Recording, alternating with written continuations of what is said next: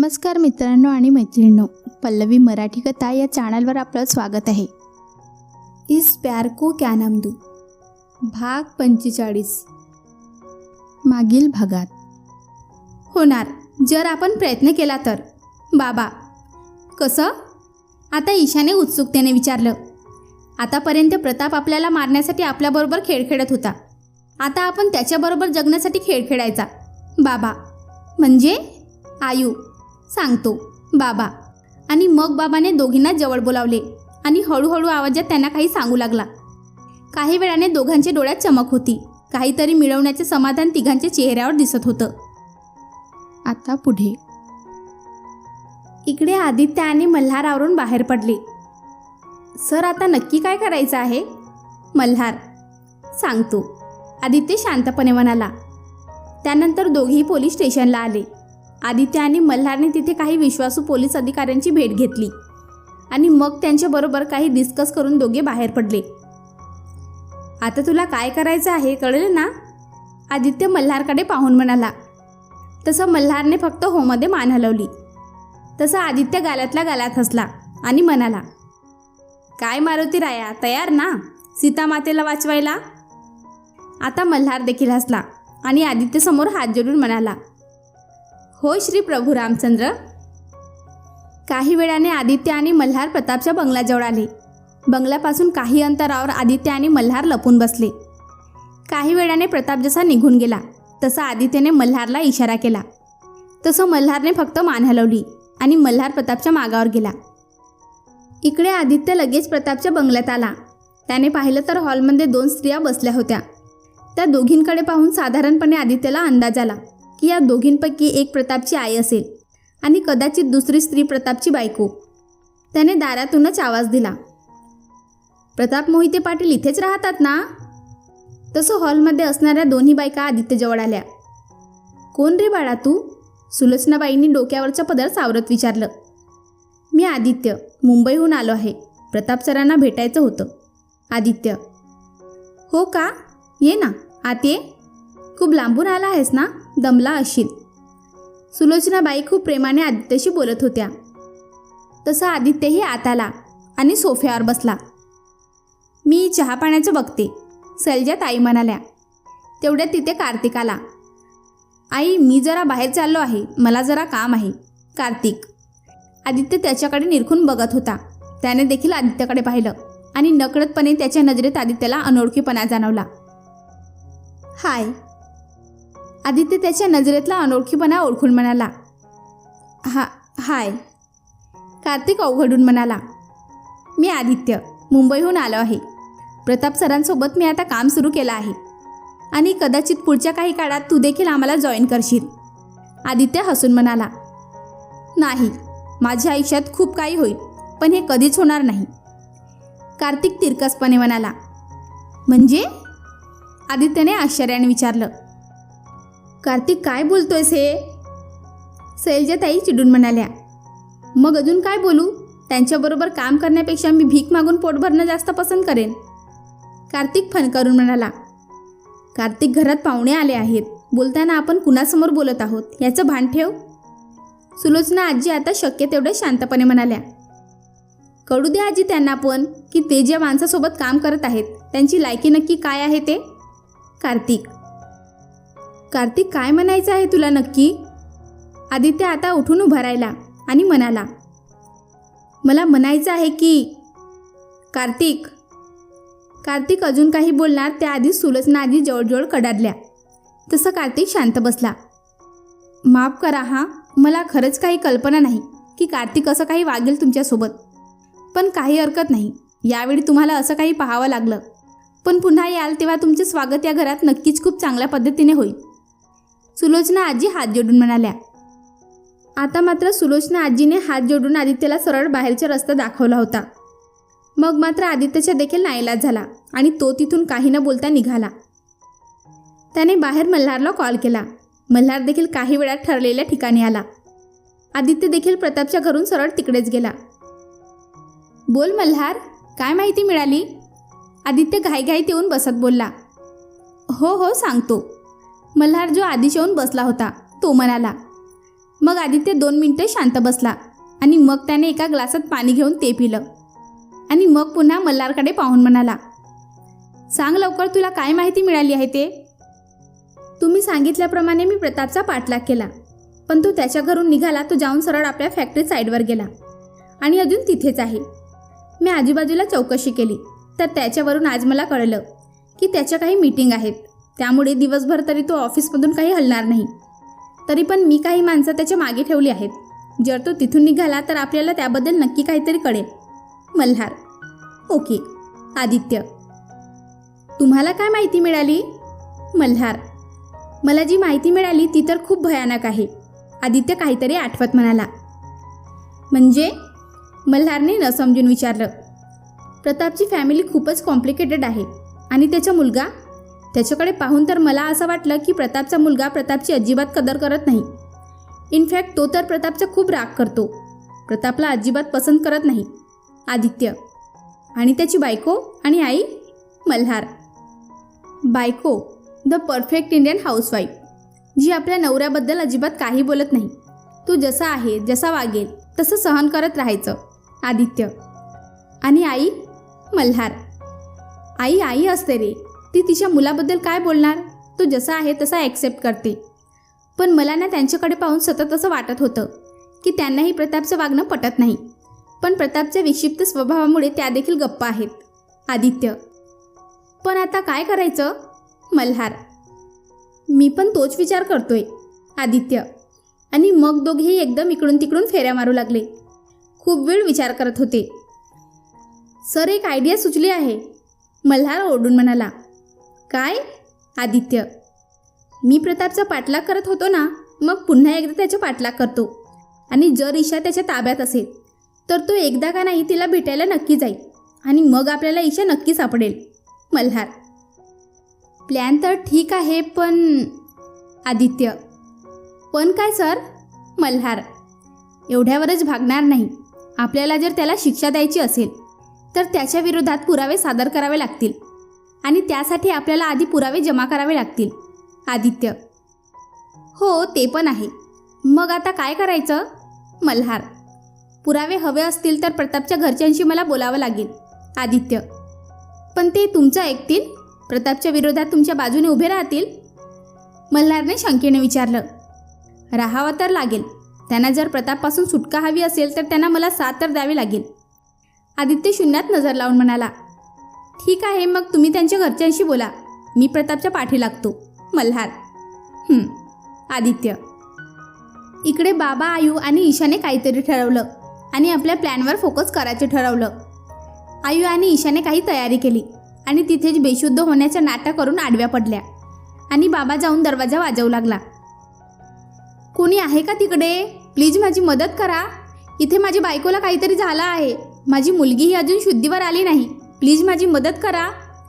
बाबा दरवाजा वाजवून म्हणत होता. खूप वेळ झाला तरी बाहेरून काहीच रिस्पॉन्स आला नाही. आता मात्र बाबा पुन्हा एकदा दरवाजा वाजवायला लागला. प्लीज कोणी आहे का तिकडे? मला मदतीची गरज आहे. इथे पाणी पण नाही. आम्हाला पाणी तरी द्या. बाबा ओरडून म्हणाला. बाबा खूप वेळ ओरडत होता. आता ईशा आणि आयूला बेशुद्धीचं नाटक करून कंटाळा आला होता. तेवढ्यात दरवाजा उघडल्याचा आवाज आला आणि ईशा आणि आयूने कानोसा घेतला. तसं दोघी पुन्हा शांत पडून राहिल्या. त्या माणसाने आत येऊन पाण्याचं मडकं ठेवलं. दुसरा माणूस तिघांवर लक्ष ठेवून उभा होता. काय झालं यांना? त्या दोघांपैकी एकाने विचारलं. माहीत नाही. माझी मुलगी आधीच बेशुद्ध होती. आता माझी बायकोसुद्धा बेशुद्ध आहे. प्लीज डॉक्टरांना बोलवा, प्लीज. बाबा हात जोडून म्हणाला. इतक्यात तो माणूस बाबासमोर उभा राहिला. हे बघ, आम्हाला साहेबांची ऑर्डर आहे. फक्त तुमच्यावर नजर ठेवायची. बाकी काही आम्ही नाही करणार.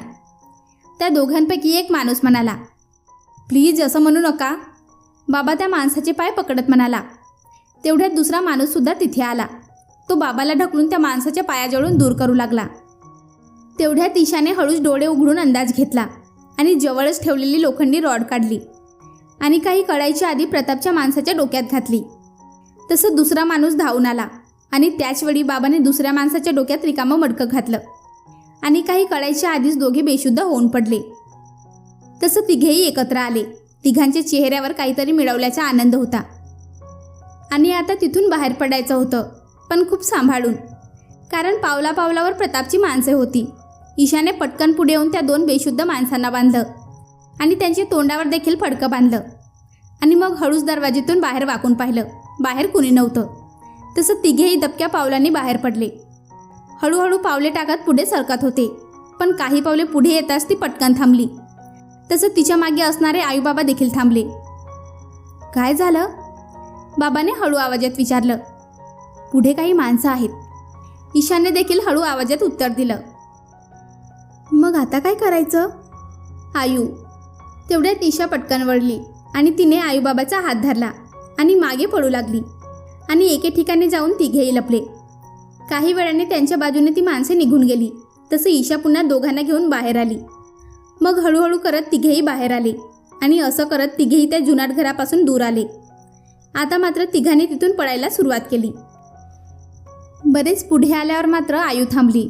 खूप थकली होती. आयू, अगं काय झालं? ईशा तिच्या जवळ येत म्हणाली. पिल्लू, खूप दमली आहे मी.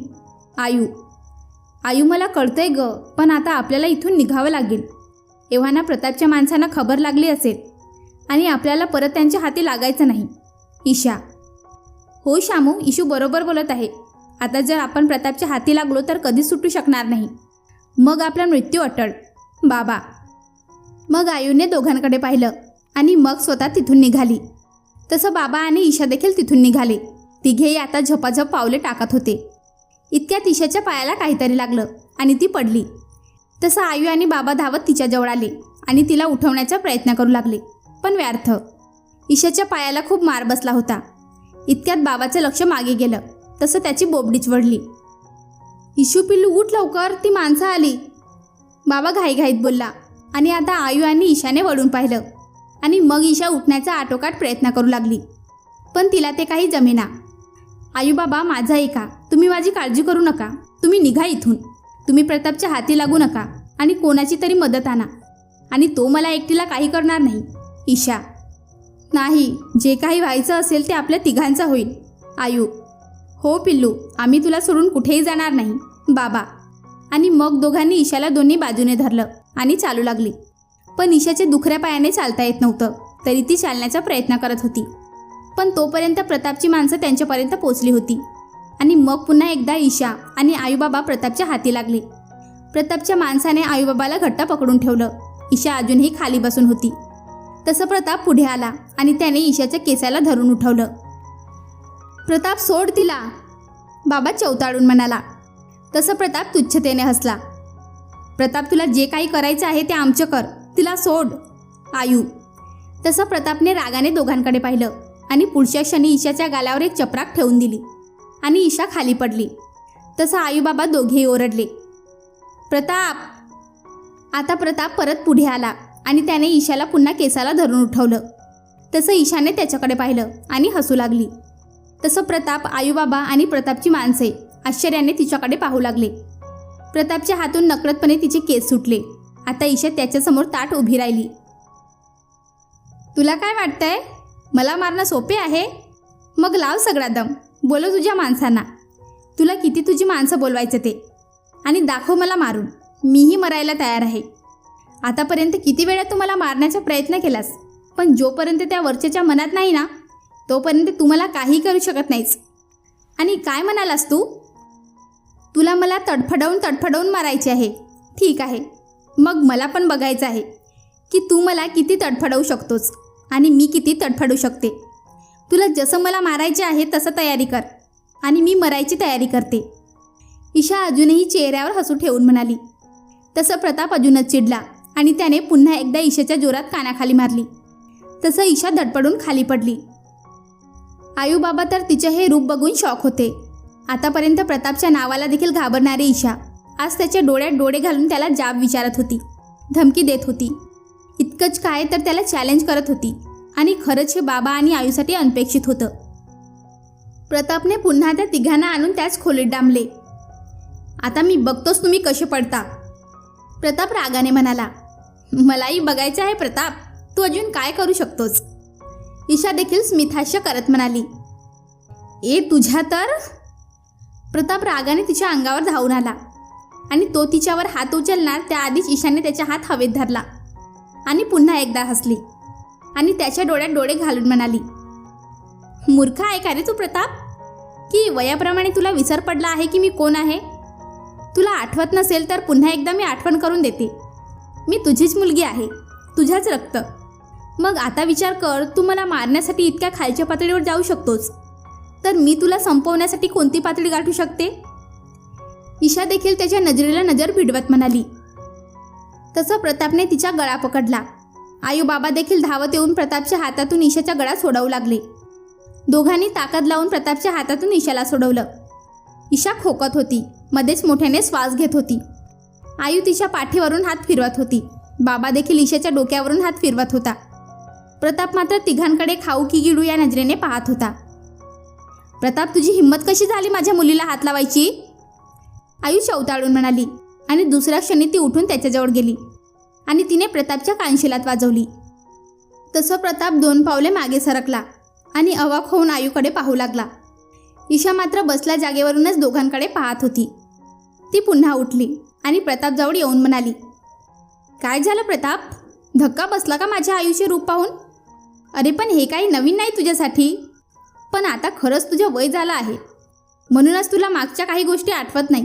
पण काही हरकत नाही, मी आठवण करून देते. ही तीच बाई आहे जिने आपल्या 4 वर्षाच्या मुलीसाठी तुझ्या डोक्यात तुझ्या दारूची बॉटल घालून तुझ्या घरातून पळ काढला होता आणि तुझ्यापासून इतकी वर्ष दूर राहून तिच्या मुलीला घेऊन राहिली, तेही यशस्वीरित्या. आणि तू काहीही करू शकला नाहीस. आणि आता ती तिच्या मुलीसाठी काहीही करू शकते आणि तू काही करू शकणारही नाहीस. म्हणूनच सांगते, तुला मला मारायचं ना, मग मारूनच दाखव. तुझ्या इतक्या वर्षाचा राग, त्रागा सगळं बाहेर काढ. कोणत्याही पद्धतीने तुझा राग व्यक्त कर.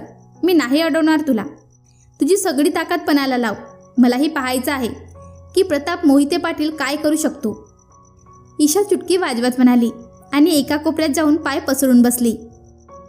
प्रतापने तिघांकडे रागाने पाहिलं आणि म्हणाला, आता बघा, खूप पळायची हौस आहे ना तुम्हाला? आता तुमच्या कल्पनांना सुद्धा उडता येणार नाही. प्रताप तिघांवर जळजळीत कटाक्ष टाकत म्हणाला आणि बाहेर निघून गेला. आयू बाबा दोघांकडे आडीपाडीने बघत होते. आता बाबा आणि आयू ईशाकडे आले आणि येऊन तिच्याजवळ बसले. इशू, पिल्लू हे काय आहे? बाबाने आश्चर्याने विचारले. तसं तिने दोघांकडे पाहिलं. पिल्लू, तू काय करत आहेस कळतंय का तुला? तू त्या नराधमाला चॅलेंज करत होतीस. आयू, काय झालं आयू? आधी मी त्याच्या नावाने घाबरायचे, तेव्हा देखील तुम्ही टेन्शनमध्ये असायचे. आणि आता जर मी त्याला सडेतोड उत्तर दिले तरी तुम्ही टेन्शनमध्ये का आहात? ईशा, बाळा, अगं तुला कल्पना नाही आहे तो माणूस काय चीज आहे. आयू, मला पूर्ण कल्पना आहे की तो काय चीज आहे आणि म्हणूनच मी आता त्याच्याशी लढत आहे. ईशा, हां, पण आपल्याला या सगळ्यांनी काय सिद्ध होणार आहे? बाबा, कधीपर्यंत मरून मरून जगायचं बाबा? आणि आता मरायचं आहे तर मग लढून मरूया ना. ईशा, बाळा, आम्ही पण मरायला नाही घाबरत, पण आम्हाला तुझी काळजी आहे. आयू, माझ्या नशिबात जगायचं लिहिलं असेल तर मी नक्की जगेन, पण जर मरायचं असेल तर मी मग प्रतापशी लढून मरणं पसंत करेन. ईशा ठामपणे म्हणाली.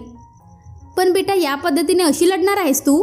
बाबा, माहीत नाही बाबा, पण सतत मनाला एक समाधान आहे की काहीतरी असं अनपेक्षित घडणार आहे जे आपल्या सगळ्यांच्या अपेक्षा बाहेर आहे.